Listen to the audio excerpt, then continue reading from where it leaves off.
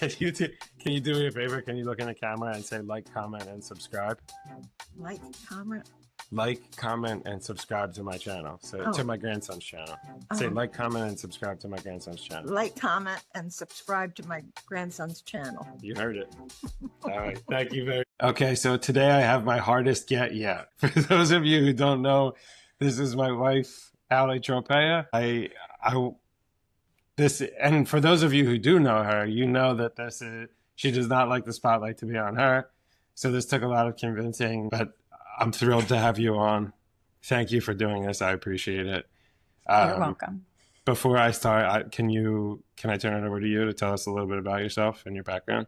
Sure. So my name is Allie Tropea. I currently am a chapter director for Breakthrough T1D, formerly JDRF, if anyone is more familiar with that organization. We did a rebrand about a year ago just to better reflect who we are and what we do and the community that we serve. So we are an organization that raises money for type 1 diabetes, and JDRF used to stand for juvenile diabetes, and that is a term that is no longer used for a few reasons. There's a big misconception with that because children who used to be diagnosed with type 1 diabetes, they grow up to be adults who still have the disease. And also 50% of people diagnosed today are adults like yourself, diagnosed at 22. So it's something that's becoming more and more prevalent in the adult population. So I work at the Greater Delaware Valley chapter, overseeing the different programs that we have. We have a gala, golf, we do 3 different walks, we have destination rides, and a lot of other different events throughout our community, and just trying to raise money for research and also bringing awareness. All right, thank you. You're welcome. So have you been in nonprofit your whole career? Pretty much. So we met at Drexel University where we had our co-op programs. So I went to Drexel undecided. I had absolutely no idea what I wanted to do with my life. And Drexel is not very accommodating to that. You start the co-op program so early on in your college career, and you need to have a major in order to do that. So I was pressured very heavily to pick one. And I had a couple of other friends who were undecided as well, and they all went into communications. And even though I do not enjoy writing, I said, sure, I'll do that as well. But I quickly found joy in event logistics. I can be a very type A person, as you know very well. I love a good list and being able to check that off and having a plan and making plans to make plans, as you love so much.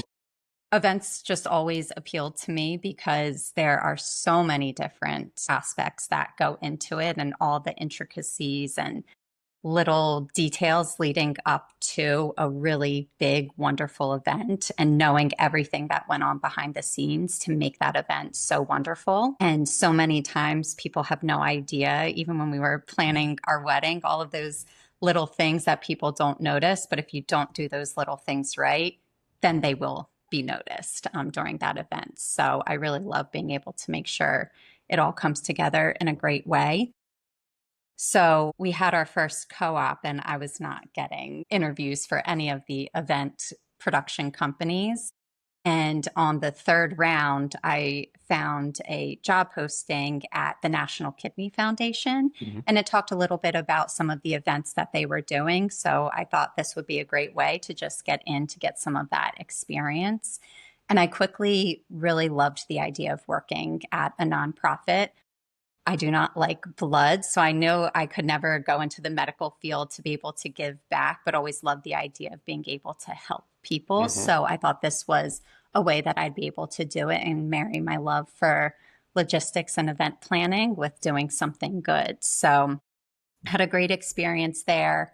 My next co-op, I did something else at a wealth management firm, and we would meet up for lunch sometimes. Yes. And it was just basically meeting planning. And I learned very quickly that that was not the type of event planning I wanted to do. So my 3rd co-op, I went back to a nonprofit organization. Shout out now, Children's Behind the Badge Foundation, Families Behind the Badge Families Foundation. behind it. Yeah. Thank you. They changed their name since I left there, but that was such an amazing experience for me because it was a very small grassroots organization. I worked there during college, and then eventually when I graduated, me and one other girl at the time were hired as their first full-time employees. So we were really able to see every aspect of the organization. I wasn't just exposed to one small area. And I remember in Mike Hoffman's post, he talked about being the big fish in a small pond versus being a small. And I really resonated with that because I did learn so much there from not just the event planning aspect of things, but fundraising and then even accounting. I had to learn how to use QuickBooks because once you start raising over a certain amount of money, you're audited. And so I had to make sure all of that was lining up and working with the board of directors. And I wouldn't have had that experience if I was in a larger organization. So I worked there for probably close to 10 years and then just realized that I wanted to, there wasn't much more I felt that I could grow there because I had been there so long. And so I wanted to make that leap into a bigger organization to see how that was run and just be able to gain a different type of experience. So I started looking and a job opened up at then JDRF, now Breakthrough T1D. And I was able to marry my love of working with charity and type 1 diabetes, which obviously is very close to my heart. And they felt the same way. And I've been there for almost 8 years now. Yeah. So it used to be called the Irish Pub Children's Foundation, right? Yes. Yeah. And it was tied to the Irish Pub. And they used to do, I think it's called the Bend to the Shore now, but it used to be called the Tour de Shore. Yes. And you would go from Irish Pub in Philly to the Irish Pub in Atlantic City. I used to support a lot of those events. That was actually the first time I saw you in action there. Do you want to talk a little bit more about what they did? Because I think that that's funny. Like you can see right now that I'm like a hulking figure compared to my wife. So she's just small in stature, big in personality, and can command a room when needed. And the first time I actually got to see that in public, which was cool, it was either a Marine event or it was something where one of our guest bartending events. Maybe that's what it was. Yeah. And they were talking about it on stage and you were running a tight ship. And it was either Marines or first responders or someone, but there was these big guys on stage and I could tell you were getting frustrated and you put them in line real fast. So do you want to tell a little bit about like the types of things that you used to raise money for? And then I'd also like you to talk about the program that you helped create too, because that was one of the coolest things that I've got to just volunteer to be a part of, but to see you do that and the impact that it's had in the city of Philly is really cool. So, sure. So, as you said, the biggest event we put on was the bike ride from Philly to Atlantic City, and the money we raised would go back to different children's charities. So that was also another thing I helped kind of create a more streamlined process of how we would choose the charities that we dispersed money to. But we had a big focus on supporting families of fallen first responders. So, and this is something they still do, having an immediacy grant. So whenever there is a first responder killed in the line of duty, they give money to that family to help with the initial costs, right after someone passes. A lot of things get caught up in red tape, and being able to have a little bit of cushion as you kind of navigate that tragic loss can be really helpful to those families. And we were involved in a lot of different children's charities throughout the Philadelphia area. So it was really nice to be able to partner with them. One of them, they were a group out of Delaware, I believe. It's been a little while now, but they would provide adaptive bikes to children with disabilities. And they were such a wonderful, wonderful family to work with. All the way to Temple, we would host a holiday party for the kids in the neighborhood at Temple and work with them, and then everything in between. And then we also partnered with the Marine Corps Law Enforcement Foundation, and we would that's where we did the guest bartending. And I got to meet Medal of Honor recipients. And yes. Yeah, we would always have usually between 3 to 5 Medal of Honor recipients that would attend, and just being able to hear their stories. Their stories was just always so amazing and inspiring. So we would raise money for that foundation as well. But the initiative that you were talking about that I helped with creating was called the Police Youth Alliance. And we started this at a time in Philadelphia and across the nation when there was a lot of hostility in cities between the police and the communities that we served. And those were kind of the two things that we supported, felt we were in a position, what can we do to help with bridging that gap between them? And so we came up with this idea where we worked with a group of schools called the Independence Mission Schools. And sorry, it's been so long, I'm forgetting some of these names. And they were a group of Catholic schools in the Philadelphia area that were run independently from the church. So they were not associated with the archdiocese, but still had the Catholic education. And they were in different areas throughout Philadelphia that were in more disadvantaged neighborhoods. And so we partnered with the school to create programs with the police officers in those areas where they could come into the school and teach one of their skill sets. So we did, for the younger kids, we would have reading programs where the police officers would come in once a week and read to the kids. And then with some of the older kids, we would have more specialized programs. So we had a couple of step, like the dance. Yeah, I remember. Classes, because there was an officer in one area that's what she did kind of in her free time. So she came in and taught a group of kids. And then we had another officer who was a part of a band and did drums specifically. So he created almost a drum line program at that school. We had a couple of chess programs. I was going to say, I remember them playing chess together and having after school. Yeah. So I think the first year we started with 3 pilot programs. And by the time I left, I think we were up to maybe 15 programs. So it was a really amazing experience being able to be a part of helping to create that, and just being able to help the police officers and the kids see each other in a different light, I think was just really valuable, and able to, again, try and help to start to change that narrative. And so when the police officer, and it was police officers from these districts. Yes. So as they're out in the community, they're starting to recognize, maybe they'll see that kid that they taught in class out in the community, and it can be a much nicer interaction. And then same thing with the kids seeing the police officer, not necessarily, exactly. And not just seeing the police officer as an immediate threat. You also did the thing that I volunteered for a couple of times was the holiday tour. Was it a food drive where we went in and there was kids at the mission school and the police came, that we were building their bags together. And one of the schools during the holidays. Yeah, they put together different bags that they brought to a homeless shelter nearby, and the police officer, I forgot about that. Yeah, that was fun. I enjoyed that. It was. So it was a really meaningful program, and they're still doing it today. So if you're interested, visit their website to learn more about it. So that's a good transition. And I think being a part of it, we were fundraising for JDRF before you even started working there as part of when we did our Live Obedience bar crawls. You nailed it in the beginning about the way I looked at it a little bit differently. The small fish, big pond, big fish, small pond was you worked for a very local charity or nonprofit. And it was really like one of the coolest things that I thought about your job was you got to see the impact immediately.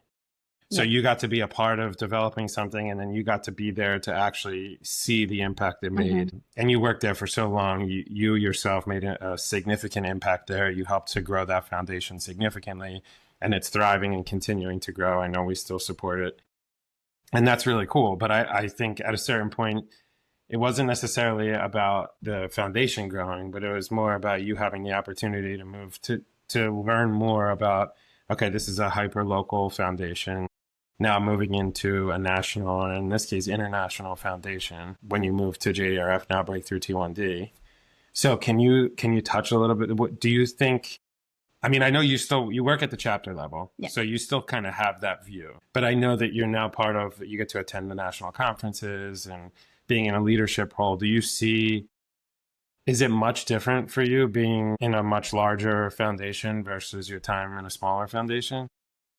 It is, and not in a bad or a good way, but it is different because there's more going on. So I am at the chapter level, so I do work more still with our local community, but there is our national organization or the national level. So having that support from them is a really big difference, I would say, from Sure.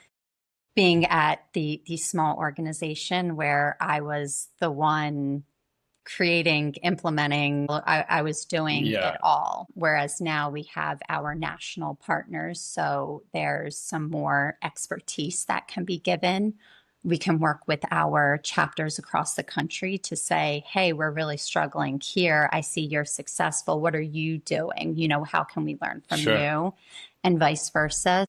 It's a bigger organization where we can all kind of learn from each other. And it's also a lot of different work that we're doing. Sure. Especially the research aspect of it.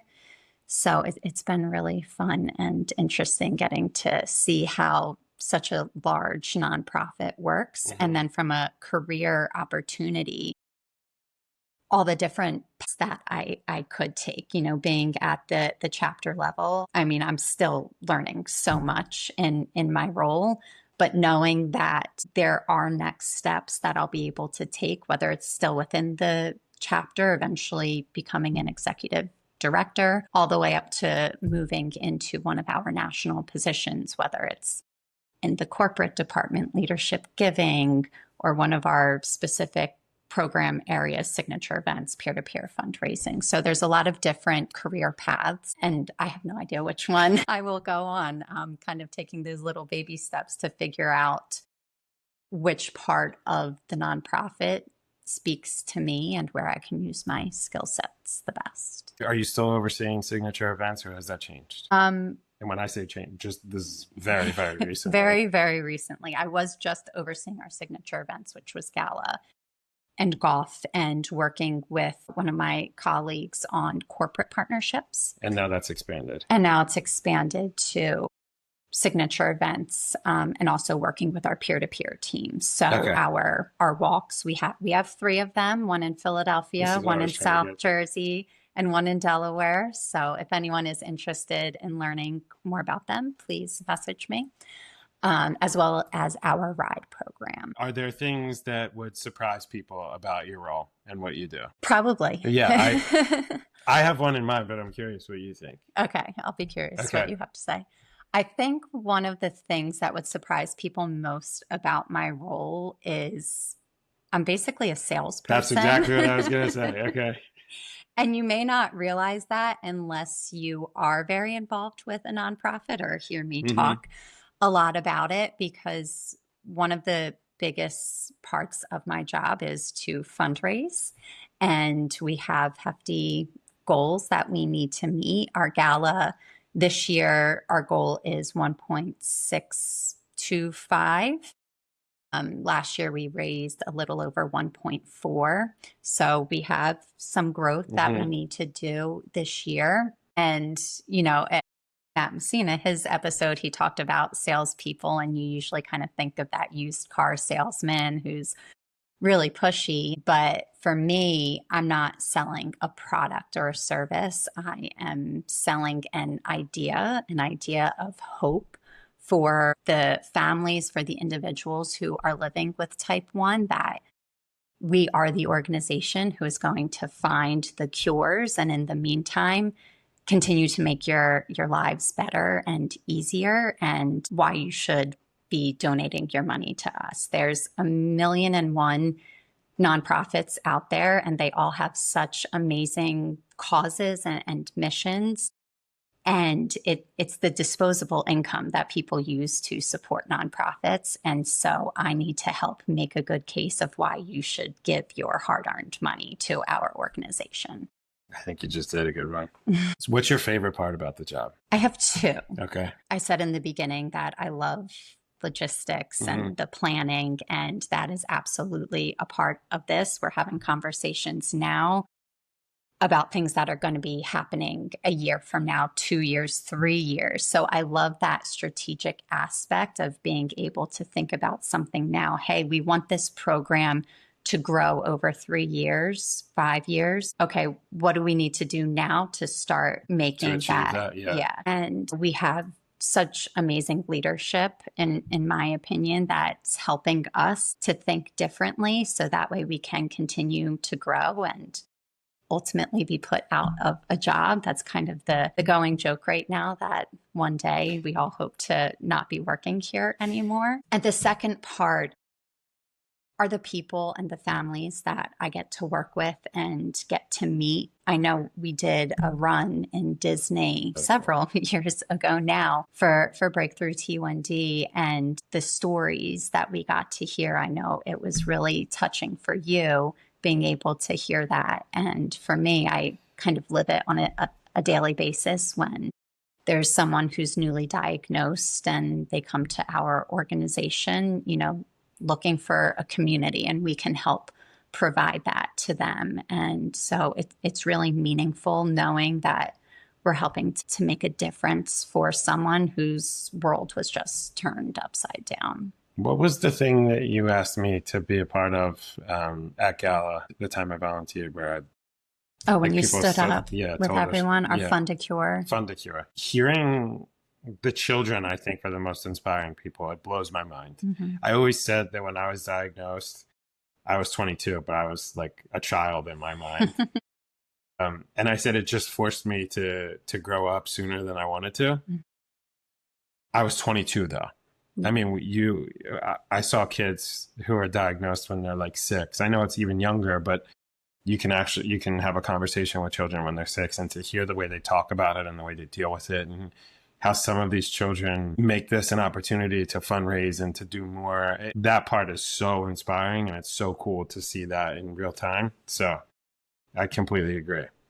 Yeah. And I think there's so much that, we call that type 1 diabetes an invisible disease, because there's so much that people don't see. And I mean, I'm sure you can talk to this even more than I can. And that's another thing, the awareness that we're trying to bring. And Breakthrough T1D recently partnered with Mattel to create the first ever Barbie with type 1 diabetes, which, again, seeing the stories of the little girls who, now have this role model of, she's also wearing a Dexcom and has a pump, just like me. And I know Chrissy Teigen took those off and put it on I think LeBron doll for her son who was recently diagnosed. It is really cool to help bring that awareness, but with it has also come so many misconceptions. I saw something just last night, I think it was Bill Maher, talking about, should we really be having Barbies with diabetes? Is it going to be on the same shelves as sugary snacks or something? So there's still a lot of education. I know that makes you laugh, but there's still so much education that people need on exactly what type 1 diabetes is. For those watching who don't know it, it's an autoimmune disease. So it has nothing to do with someone's lifestyle or any choices that they have made. It's something that can't be prevented. Right now, we're working on that. So now to the namesake of the show. Is there one piece of advice that you wish you had earlier in your career? Yes. Okay. I have 2 in mind. Yeah, of course. I think one thing, and you say this all the time, you miss 100% of the shots that you don't take. And Wayne Gretzky, Michael Scott. Go ahead. And early on, I'm still a quiet person, but in high school and even into college, I was so incredibly shy that I think it hurt me in a lot of ways because I was afraid to ask questions. I said that I didn't know what I wanted to do with my life, and I kind of just followed into a career path based on what my friends were doing, because I didn't think to go out and seek more resources to find out, hey, I enjoy the planning things. What are careers out there that I could do in this? I think if I would have asked earlier on, my career path could have been a lot different, although I'm very happy with where you would do things differently in your career. When you said career path in the beginning, I thought you meant choosing your major in school. Well, major that could have led. Gotcha. Okay. I probably would have gone into more of a business. Gotcha. Okay, I see. Degree versus communications, because writing, I'm good at it. I do it well, but it's not something that I enjoy. Okay. Or enjoy as much. And I feel like business probably would have suited my personality a little bit better, but I didn't know enough to try and figure that out a little bit earlier. Although I know you say, or I've heard a lot of people on other episodes talk about how they kind of fell into their, and that's absolutely true with me, because I love where I'm at, and I probably wouldn't have gotten here if I didn't go down that path. But I do wish that I just asked more questions than I did, because I was always too scared to do that. Got it. That's good advice. And now, especially being in this role and as a fundraiser, I said I'm kind of like a salesperson. Never thought that I would go into that path because of how shy I used to be. But it's something that I have gotten really comfortable with over the years. I mean, for me to go up to a complete stranger and ask them to make a donation to Breakthrough T1D or to our silent auction that we're going to have, I don't even think twice about anymore. And that would happen. I never would have thought I'd be in this situation if you would have told me that 15, 20 years ago. Yeah, we've switched roles. You asked me to do it one time, and I felt so uncomfortable going up to the person in the front. I was like, what am I supposed to say? I have no idea how to ask this person for money. It's not a big deal. And again, if you miss 100% of the shots, You're if right. you don't ask, the answer is always no. That's right. So I've gotten very comfortable with that.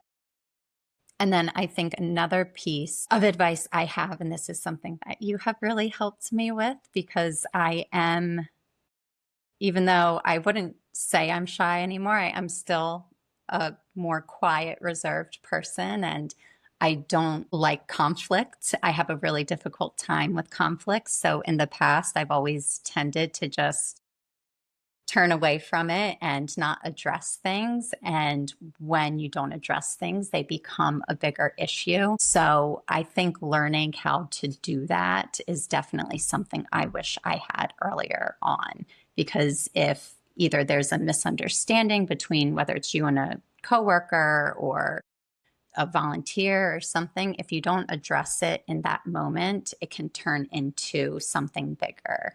And there have been a lot of times where maybe I'll leave a call and say, I just don't feel right about how that ended. And I'll call them back and we'll talk about it. And then we have a much better understanding. And so I think getting everything out there, and I'm still working on it, I am absolutely still working on it, is a big piece of advice that I wish I would have been better at. I think that's great advice. Thank you. So what's next for you? What are your future goals? I'm still figuring them out. Okay. You said that I was recently promoted, so I feel there's still a lot for me to learn and to do in this role, which I'm really excited about. Really excited about the direction that our organization is going. And so, yeah, I kind of hope to be here until I no longer have a job, because we find the cures. Love that. Okay, so before we wrap it up, anything else? Well, not anything else. Do you want to plug Breakthrough T1D? Sure. If anyone out there is interested, whether you have type 1 diabetes yourself and not currently involved with us and want to learn more about what we do, or you're just curious and want to learn more about type 1 diabetes, you can visit us at breakthrought1d.org. And from there, if you want to search for the Greater Delaware Valley chapter or whatever your local chapter is, it's a great resource. Whether you're newly diagnosed, you've been diagnosed for 15 years, there's so much research that is happening right now. And I think there really is a lot of hope out there. And that's one of the things that keeps me going. I know our CEO says all the time, it's not a matter of if, it's a matter of when we'll find the cures. And I truly believe that it will be in our lifetime. So yeah, look us up. Feel free to message me if you want more information. I'm happy to talk to anyone. Allison Tropea on LinkedIn. Thank you very much for doing this. I think this was a fantastic conversation. I'm serious. I think this was awesome. I think people are going to love it. Thank you so much. I love you. And you look at the camera and say, like, comment, and subscribe to If I Knew Then. Like, comment, and subscribe to If I Knew Then. Thank you very much. All right.